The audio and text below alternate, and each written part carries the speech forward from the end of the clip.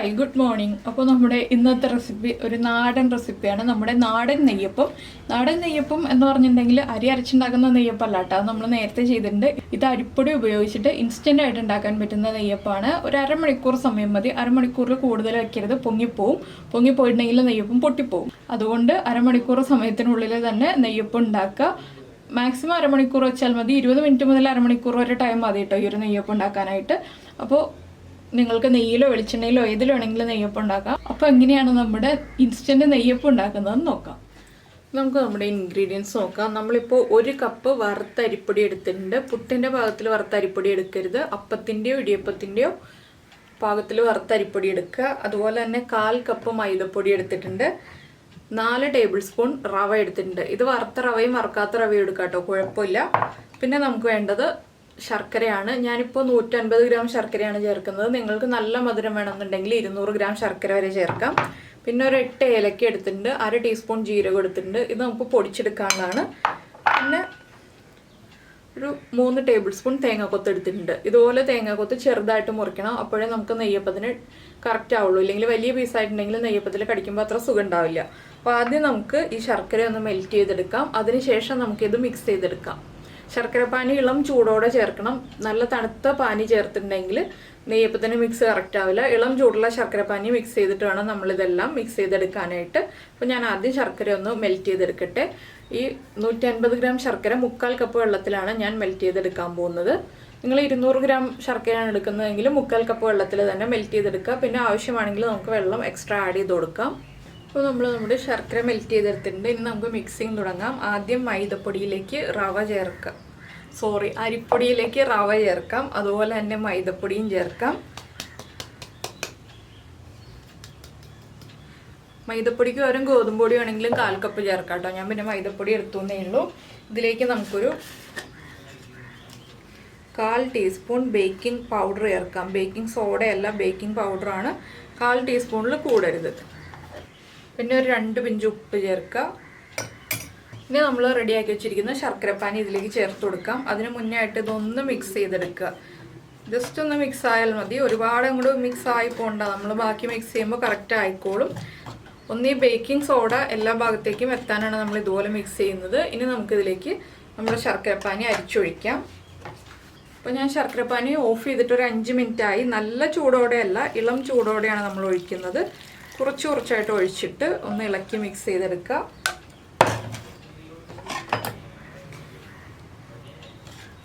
നന്നായിട്ട് മിക്സ് ചെയ്തെടുക്കുക. അപ്പോൾ ഒരു വിസ്കോ അല്ലെങ്കിൽ ഒരു ഫോർക്കോ യൂസ് ചെയ്തിട്ട് മിക്സ് ചെയ്യുകയാണെങ്കിൽ നന്നായിട്ട് മിക്സ് ആയി വന്നോളൂ കേട്ടോ. എളുപ്പം നമുക്ക് മിക്സ് ചെയ്യാൻ ഇതാണ്. ഇല്ലെങ്കിൽ സ്പൂൺ ഉപയോഗിച്ച് മിക്സ് ചെയ്യുമ്പോൾ നമുക്ക് കൂടുതൽ സമയമെടുക്കും മിക്സ് ചെയ്യാനായിട്ട്. അപ്പോൾ ഇതിലേക്ക് ബാക്കിയുള്ള ശർക്കരപ്പാനിയും കൂടി ചേർത്ത് കൊടുക്കാം.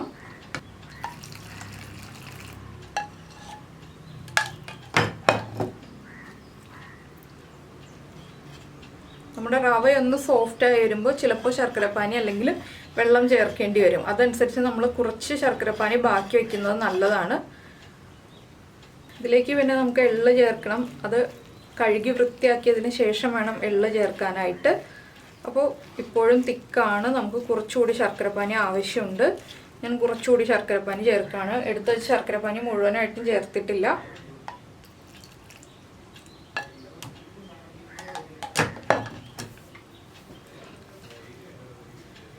ഇതൊരു ഇഡ്ഡലി മാവിൻ്റെ കൺസിസ്റ്റൻസി. നമ്മളെപ്പോഴും നെയ്യപ്പത്തിനും ഉണ്ണിയപ്പത്തിനൊക്കെ മിക്സ് ചെയ്യുമ്പോൾ പറയാറുള്ളതാണ്. അപ്പോൾ നെയ്യപ്പത്തിൻ്റെ കണക്കെന്ന് പറഞ്ഞിട്ടുണ്ടെങ്കിൽ ഇഡ്ഡലി മാവിൻ്റെ കൺസിസ്റ്റൻസിയിൽ മിക്സ് ചെയ്തെടുക്കുക. ഇതൊരു അരമണിക്കൂർ വെച്ചാൽ മതി കേട്ടോ. അരമണിക്കൂർ വെച്ച് കഴിഞ്ഞിട്ട് നമുക്ക് നെയ്യപ്പം ഉണ്ടാക്കാവുന്നതാണ്. ഒരുപാട് സമയം നമ്മളിപ്പോൾ അരി അരച്ച് വെച്ചിട്ട് നെയ്യപ്പം ഉണ്ടാക്കുന്ന പോലെ ഒരുപാട് സമയം വെക്കേണ്ട ആവശ്യമില്ല. വേഗം തന്നെ നെയ്യപ്പം ആക്കിയെടുക്കാം. അപ്പോൾ കണ്ടോ, കുറച്ച് തിക്കാണ്. ഇനി നമ്മുടെ റവ സോഫ്റ്റ് ആയി വരുമ്പോൾ ഒന്നുകൂടി തിക്കായി വരും. അതുകൊണ്ട് ഞാൻ ഈ എടുത്തിരിക്കുന്ന ശർക്കരപ്പാനി മുഴുവനായിട്ട് ചേർത്ത് കൊടുക്കാൻ പോവാണ് ഇപ്പോൾ തന്നെ.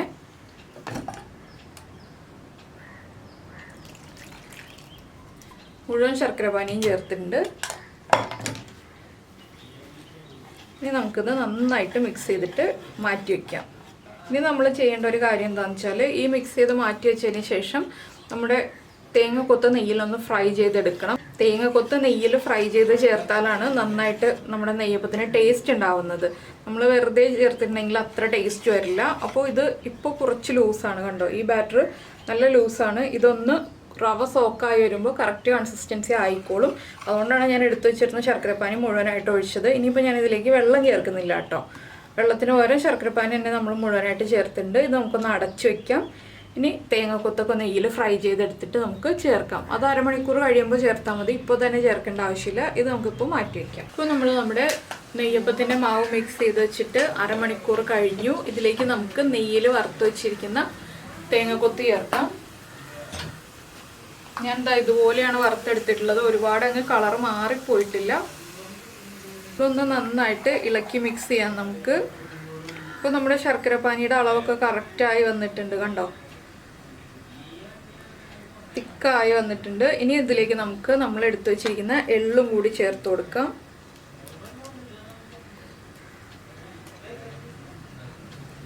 ഇനി ഒന്ന് വീണ്ടും നന്നായിട്ട് ഇളക്കി മിക്സ് ചെയ്തിട്ട് മധുരമൊക്കെ കറക്റ്റാണോ എന്ന് നോക്കുക. മധുരം കുറവാണെങ്കിൽ കുറച്ച് ശർക്കരപ്പാനിയും കൂടി ചേർത്ത് കൊടുക്കാം. ഇതുപോലെ അല്ല, കുറച്ച് ലൂസായിട്ടാണ് ഇരിക്കുന്നത്. നിങ്ങളുടെ കൺസിസ്റ്റൻസി കുറച്ചുകൂടി ലൂസാണെങ്കിൽ 1-2 ടീസ്പൂൺ മൈദപ്പൊടി ചേർത്ത് കൊടുക്കാം കേട്ടോ ഇതിലേക്ക്. ഇതിപ്പോൾ മൈദപ്പൊടിയൊന്നും ചേർക്കേണ്ട ആവശ്യമില്ല, കറക്റ്റ് കൺസിസ്റ്റൻസി ആണ്. ഇതിലേക്ക് നമുക്ക് പൊടിച്ചു വെച്ചിരിക്കുന്ന ഏലക്ക ചേർക്കാം. ഏലക്ക ഞാൻ ഇതുപോലെ മിക്സിയിൽ ഏലക്കയും ജീരകവും പഞ്ചസാരയും കൂടിയാണ് പൊടിച്ചു വെച്ചിട്ടുള്ളത്. ഇതൊന്ന് അരിച്ചിട്ട് ചേർക്കാം. ഏലക്കപ്പൊടി ലാസ്റ്റ് ചേർക്കുമ്പോൾ ആ ഒരു ഫ്ലേവർ നമ്മുടെ നെയ്യപ്പത്തിൽ നിൽക്കും കേട്ടോ. ഇനി ഇതൊന്ന് അരിച്ചു കൊടുക്കാം.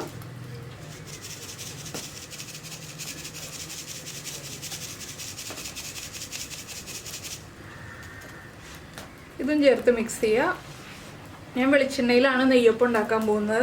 നിങ്ങൾക്ക് നെയ്യിൽ തന്നെ ഉണ്ടാക്കണം എന്നുണ്ടെങ്കിൽ നെയ്യിൽ തന്നെ ഉണ്ടാക്കാം. പിന്നെ കൂടുതൽ നെയ്യ് വേണ്ടി വരും. അതുകൊണ്ടാണ് ഞാനിപ്പോൾ വെളിച്ചെണ്ണയിൽ ഉണ്ടാക്കുന്നത്. വെജിറ്റബിൾ ഓയിലും ഉണ്ടാക്കാം, പക്ഷെ നമ്മുടെ നാടൻ ടേസ്റ്റ് വന്നെങ്കിൽ വെളിച്ചെണ്ണയിൽ തന്നെ ഉണ്ടാക്കുകയാണ് എപ്പോഴും നല്ലത്. അപ്പോൾ നമുക്കിനി നെയ്യപ്പം ഉണ്ടാക്കി തുടങ്ങാം. അപ്പോൾ നമ്മുടെ വെളിച്ചെണ്ണ നന്നായിട്ട് ചൂടായി വന്നിട്ടുണ്ട്. നമുക്കിതിലേക്ക് നെയ്യപ്പത്തിൻ്റെ മാവ് ഒഴിച്ചു കൊടുക്കാം. ഓരോ പ്രാവശ്യവും ഒഴിക്കുമ്പോൾ ഇളക്കി എടുത്തിട്ട് വേണം ഒഴിച്ചു കൊടുക്കാനായിട്ട്. അത് പ്രത്യേകം ശ്രദ്ധിക്കുക.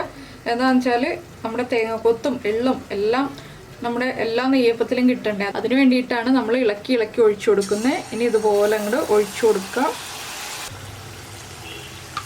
വെളിച്ചെണ്ണ ആവശ്യത്തിന് ഉണ്ടാവണം, ഇല്ലെങ്കിൽ നെയ്യപ്പം കറക്റ്റായിട്ട് പൊങ്ങി വരില്ല കേട്ടോ. അത് പ്രത്യേകം ശ്രദ്ധിക്കേണ്ട ഒരു കാര്യമാണ്. അപ്പോൾ നമ്മുടെ നെയ്യപ്പം നന്നായിട്ട് പൊങ്ങി വന്നിട്ടുണ്ട്. നമുക്ക് ഇതിൻ്റെ മുകൾ ഭാഗത്തേക്ക് കുറച്ചായിട്ട് ഇതുപോലെ വെളിച്ചെണ്ണ ഒഴിച്ചു കൊടുക്കാം. ഈ സൈഡൊന്ന് മൊരിഞ്ഞ് വരുമ്പോൾ നമുക്ക് അടുത്ത സൈഡിലേക്ക് തിരിച്ചിട്ട് കൊടുക്കാം. അപ്പോൾ ആദ്യം ഒഴിച്ച സൈഡ് വേഗം തന്നെ മൊരിഞ്ഞ് വരും, ഒരുപാട് സമയമൊന്നും എടുക്കില്ല. നമ്മുടെ അടുത്ത സൈഡിലേക്ക് നമുക്ക് തിരിച്ചിടാം. ഈ സൈഡും കുക്കായി വരട്ടെ. അപ്പോൾ നമ്മുടെ നെയ്യപ്പം അടുത്ത സൈഡും മൊരിഞ്ഞ് വന്നിട്ടുണ്ട്. നമുക്കിത് എണ്ണയിൽ നിന്ന് മാറ്റാം. ഇനി നമുക്ക് അടുത്ത നെയ്യപ്പമൊക്കെ ഇതുപോലെ തന്നെ ഒഴിച്ചിട്ട് വേവിച്ചെടുക്കാം. ഓരോ നെയ്യപ്പമായിട്ട് ഒഴിക്കുക. എണ്ണ കുറവാണെങ്കിൽ എണ്ണ ഇടയ്ക്ക് ഒഴിച്ചു കൊടുക്കാൻ ശ്രദ്ധിക്കണം. നെയ്യപ്പത്തിൻ്റെ മുകളിൽ നിൽക്കുന്ന രീതിയിൽ തന്നെ എപ്പോഴും എണ്ണ വേണം. നമ്മുടെ അടുത്ത നെയ്യപ്പവും പൊങ്ങി വന്നിട്ടുണ്ട്. നമുക്കിതിൻ്റെ മുകളിലേക്കും എണ്ണ ഒഴിച്ചു കൊടുക്കാം. ഓരോ നെയ്യപ്പത്തിൻ്റെയും മുകൾ ഭാഗത്തേക്ക് എണ്ണ ഒഴിച്ചു കൊടുക്കണം, ഇല്ലെങ്കിൽ കൂടുതൽ എണ്ണ വെച്ചിട്ട് പൊരിച്ചെടുക്കണം.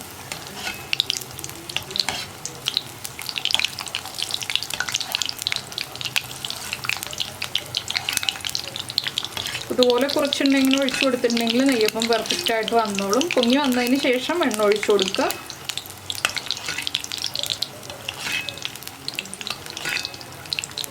ഇനി നമുക്ക് അടുത്ത സൈഡിലേക്ക് തിരിച്ചിടാം. അപ്പോൾ നെയ്യപ്പത്തിൻ്റെ പരിപാടി ഇത്രയേ ഉള്ളൂ. ഇനി ഞാനിതെല്ലാം ഉണ്ടാക്കി കഴിയട്ടെ.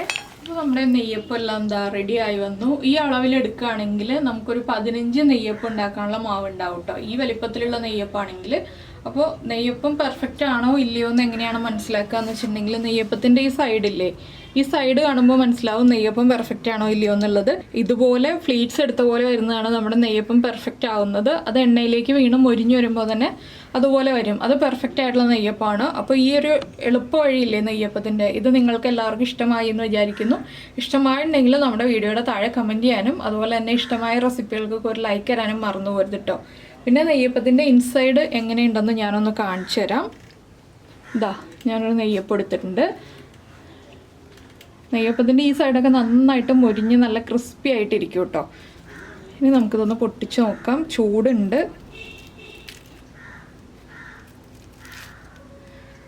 പെർഫെക്റ്റ് ആയിട്ട് വന്നിട്ടുണ്ട്. അപ്പോൾ നെയ്യപ്പം പൊട്ടിച്ച് കാണിച്ചാൽ എന്താണെന്ന് വെച്ചിട്ടുണ്ടെങ്കിൽ ചില റെസിപ്പികൾ നമ്മൾ ചെയ്യുമ്പോൾ അത് തുറന്ന് കാണിച്ചില്ല എന്ന് പറഞ്ഞിട്ട് കമൻറ്റ്സ് വരാറുണ്ട്. അതുകൊണ്ടാണ് ഞാനിപ്പോൾ നെയ്യപ്പം പൊട്ടിച്ച് കാണിച്ചത്.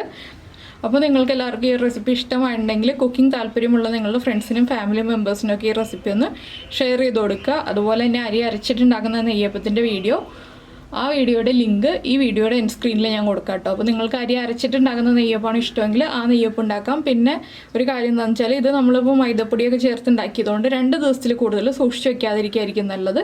2 ദിവസത്തേക്കുള്ള ക്വാണ്ടിറ്റി ഉണ്ടാക്കുകയായിരിക്കും നല്ലത് എപ്പോഴും. അല്ലെങ്കിൽ നെയ്യപ്പത്തിൻ്റെ ഉള്ളിൽ ഇങ്ങനെ നൂല് വലിയുന്ന പോലെ വരാൻ സാധ്യതയുണ്ട് 2 ദിവസം കഴിഞ്ഞിട്ടുണ്ടെങ്കിൽ. അപ്പോൾ നമുക്കൊരു 15 നെയ്യപ്പം എന്ന് പറഞ്ഞിട്ടുണ്ടെങ്കിൽ 2 ദിവസം സുഖമായിട്ട് കഴിക്കാനുള്ള ക്വാണ്ടിറ്റി ഉണ്ടാവും ഒരു ഫാമിലിക്ക്. നമ്മുടെ വീഡിയോ പ്രസൻറ്റ് ചെയ്യുന്ന രീതിയൊക്കെ ഇഷ്ടമായിരുന്നുണ്ടെങ്കിൽ നമ്മുടെ ചാനലൊന്ന് സബ്സ്ക്രൈബ് ചെയ്യുക. സബ്സ്ക്രൈബ് ചെയ്യുന്നതിന് ഈ വീഡിയോയുടെ താഴെയുള്ള റെഡ് സബ്സ്ക്രൈബ് ബട്ടൺ ഒന്ന് ക്ലിക്ക് ചെയ്യുക. അതിൻ്റെ റൈറ്റ് സൈഡിലുള്ള ബെല്ലൈക്കണും ക്ലിക്ക് ചെയ്യുക. അപ്പോൾ ഓൾ എന്ന് പറഞ്ഞിട്ടൊരു ഓപ്ഷൻ വരും. ആ ഓളും കൂടി പ്രസ് ചെയ്തിട്ടുണ്ടെങ്കിൽ ഞാൻ എപ്പോഴും വീഡിയോ അപ്ലോഡ് ചെയ്യുമ്പോൾ നിങ്ങൾക്ക് നോട്ടിഫിക്കേഷൻ വരും. അപ്പോൾ നമുക്ക് നമ്മുടെ അടുത്ത റെസിപ്പിയുമായിട്ട് അടുത്ത ദിവസം വീണ്ടും കാണാം.